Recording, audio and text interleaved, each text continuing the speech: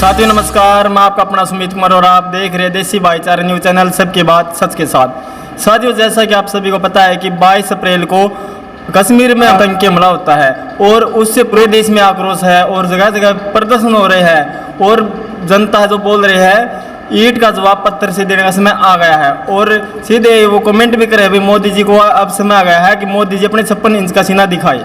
तो उसी मुद्दे को लेकर के आज हम बातचीत करें। हमारे साथ मौजूद है चौधरी बंसीलाल एमसीएच डिपार्टमेंट से डॉक्टर उमाशा जी। तो बातचीत करते हैं, बने रहे हमारे साथ। हाँ जी मैम नमस्कार। नमस्कार। और कैसे हो? मैं बिल्कुल ठीक। मैम, जैसे कि आपको पता है 22 अप्रैल को कश्मीर में आतंकी हमला हुआ और हमारे लगभग 28 जवान मारे गए, जो भी टूरिस्ट थे वो मारे गए लगभग, और 30 से 40 से ज़्यादा घायल भी हुए। क्या कहना है इसके बारे में थोड़ा बताइए। सबसे पहले तो जो भी शहीद हुए हैं मैं उनको अपनी श्रद्धांजलि अर्पित करती हूँ।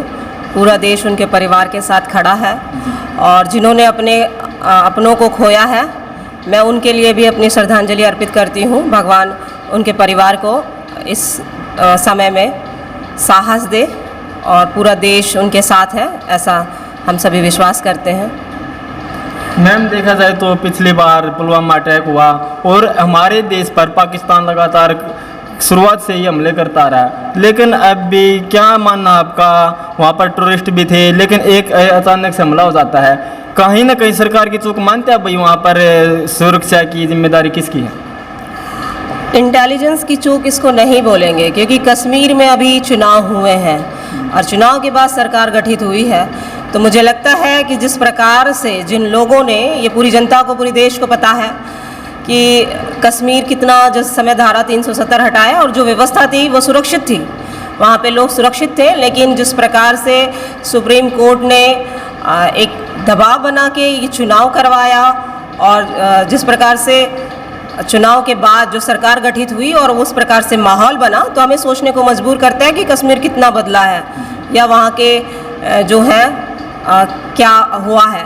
तो इसके लिए एक बार सुप्रीम कोर्ट को भी सोचना चाहिए क्योंकि जिस प्रकार से वो हर जगह पे जिस प्रकार से दखल अंदाजी कर रहे हैं, जितना ज़्यादा कर रहे हैं, इसके बारे में सेना के जो जर्नल हैं उनके भी स्टेटमेंट आए हुए हैं। तो मुझे लगता है कि अगर उनके पास फुर्सत हो तो एक बार उसको ज़रूर सुनना चाहिए कि क्या कहा है, क्योंकि देश की जनता भी ये सवाल पूछती है कि उनको भी ये हक है जानने का भी, समझने का भी कि कहाँ तक उचित है हर जगह हर मामले में हस्तक्षेप करना।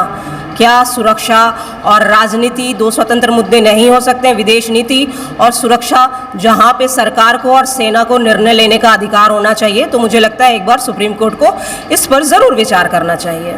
मैम, लगातार कहते आ रहे हैं कि आतंकवाद का कोई धर्म नहीं होता, लेकिन चशमदीदों ने यह भी बताया है कि वहाँ पर धर्म पूछ करके गोलियां मारी गई, आपका धर्म क्या है, और जिसने भी हिंदू बोला उसको सीधे डायरेक्ट गोली मारी गई। क्या लगता है कि आतंकवाद का वास्तव में कोई धर्म होता है या नहीं होता? मैम, ये तो अपने आप को बचाने के लिए एक जो पूरे देश में जो पीसफुल कम्युनिटी के लिए जो पैरवी करते हैं उन लोगों के मुंह में ये तमाचा है बहुत बड़ा, क्योंकि अब उनकी नज़रें तो मुझे लगता है शर्म से झुक जानी चाहिए, जो हमेशा हिंदू समाज को जातियों में बांटने की साजिश करता रहा है। क्या जाति पूछी गई?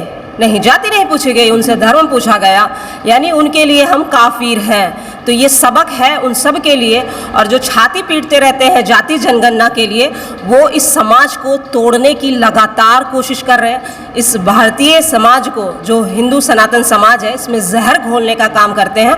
और वो जो ये घटना हुई है इससे उनके चेहरे बेनकाब हो चुके हैं। अब मुझे नहीं लगता कि कोई उनके छाती पीटने को सुनना या बर्दाश्त भी करना चाहते हैं, क्योंकि जिन्होंने अपने सुहाग को खोया है और जिनकी कोख सूनी हुई है, वो सारी माएँ आज समझ गई हैं कि साजिश कहाँ है और किस प्रकार से समाज को भ्रमित किया गया है।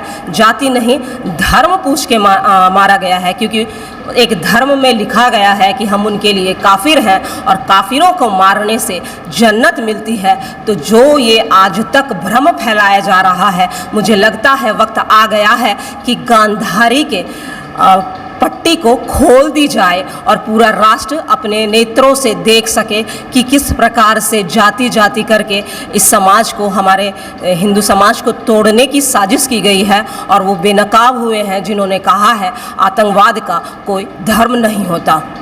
मैम हरियाणा में जो विनय नरवाल है उनकी एक हफ्ते पहले शादी हुई थी, वो भी वहाँ पर गए हुए थे, वो भी शहीद हो जाते हैं। जब हरियाणा मुख्यमंत्री नायब सैनी वहाँ अंतिम संस्कार में गए तो उनकी बहन फुट फुट कर रो रही थी, मुझे बदला चाहिए, मुझे जिन्होंने मेरे भाई को मारा मैंने उनके कटे हुए सिर चाहिए।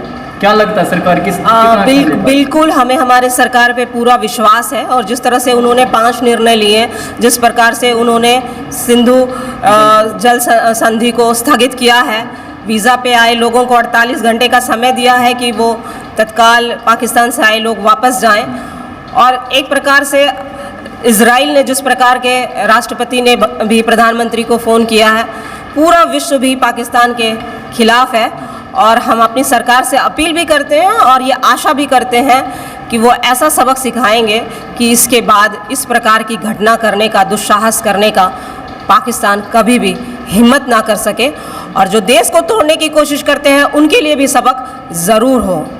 मैम कहीं ना कहीं ऐसा लग रहा है आपको, कई बार जैसे पुलवामा अटैक हुआ, एक कबीर सिंह का बहुत अच्छा सॉन्ग भी आया, ये दुश्मन की औकात नहीं है अपनों की गद्दारी है, तो इस तरीके से क्या लगता है इसमें अपने वाले इनका भी अपना कुछ हो सकता है जो इतनी? देखिए ये बात तो मैं देश और जनता पे ही छोड़ती हूँ कि वो समझे, क्योंकि हम भी जानते हैं, आप भी जानते हैं कि जिस प्रकार से माहौल है और जिस प्रकार से आज तक जैसे कि अमित शाह जी ने अपने वक्तव्य में जिस समय वो वक्फ बोर्ड वो दोनों सदनों में उस कानून को प्रस्तुत कर रहे थे, उन्होंने कहा था पूरी दुनिया में भारत एक ऐसा देश है जहां बहुसंख्यकों को अपने अधिकारों के लिए एक लंबी लड़ाई लड़नी पड़ी। तो ये बहुत बड़ा संदेश था और पूरा राष्ट्र इसे सुन रहा था, तो वो समझ रहा होगा कि इसमें क्या संदेश छुपा हुआ है। मुझे लगता है आपके सवाल का जवाब भी इसी में और इसी प्रक्रिया में छुपा हुआ है। दर्शकों को क्या संदेश देना चाहिए? ये समय है देश में एकजुट होने का और साहस के साथ खड़े होने का। हम हमारी सरकार के साथ खड़े हैं और उनके मजबूत कदम का और इंतज़ार कर रहे हैं, क्योंकि ये ऐसा होना चाहिए कि पूरा राष्ट्र देखे, पूरी दुनिया देखे कि हर एक भारतीय की कीमत कितनी होती है। इसको वो समझ सके कि आसान नहीं है कि कोई भी आए मुंह उठा के और हमारे देश में हमला करके चला जाए। इसलिए मैं ये विश्वास करती हूँ कि सरकार ऐसा सबक सिखाएगी कि ये एक नज़ीर बन जाएगी सभी के लिए। धन्यवाद जी, धन्यवाद। साथियों हमने चर्चा की, तो इस वीडियो के बारे में आपका क्या कहना है? वीडियो ज़्यादा से ज़्यादा शेयर करें और कमेंट करके अपनी राय अवश्य दें और देखते रहे देसी भाईचारा न्यूज़ चैनल, सबकी बात सच के साथ। जय हिंद, जय भारत।